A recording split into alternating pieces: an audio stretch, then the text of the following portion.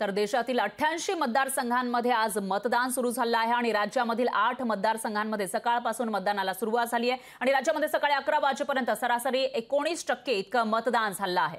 अकोल्यामध्ये 17.37%, तर अमरावतीमध्ये 18% मतदान झालंय, बुलढाण्यामध्ये 18%, हिंगोलीमध्ये 18%पेक्षा जास्त, नांदेडमध्ये 21%पेक्षा जास्त मतदान झालंय, तर वाशिममध्ये 18% मतदान आणि परभणीमध्ये सुद्धा 21%पेक्षा जास्त मतदान झालं आहे। तर वर्ध्यामध्ये 18.35% इतकी मतदानाची नोंद झालेली आहे। सकाळी 11 वाजेपर्यंतची ही आकडेवारी आपण बघू शकतोय आणि संध्याकाळी 6 वाजेपर्यंत मतदान होणार आहे। त्यामुळे आता पश्चिम विदर्भातील 5 मतदारसंघ आणि त्याचबरोबर मराठवाड्यामधील हे जे 3 मतदारसंघ आहेत जिथे आज मतदान होतंय त्याची टक्केवारी संध्याकाळी 6 वाजेपर्यंत किती जाते ते बघावं लागेल। किती मोठ्या संख्येने या ठिकाणी मतदान होणार ते बघावं लागणार आहे।